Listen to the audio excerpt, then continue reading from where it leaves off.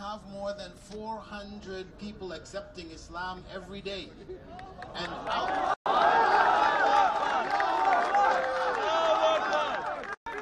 of that 400, more than 60% of them are women.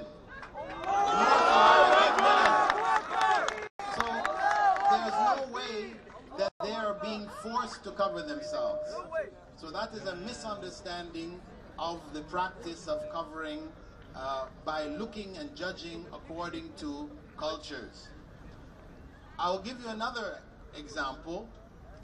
Personally, when I accepted Islam actually in Canada, and I went to study in Saudi Arabia, in Medina, with many students from different parts of the Muslim world. And when I was there, I made friends, and after I developed friendships with my other classmates, etc., I found that some of them wanted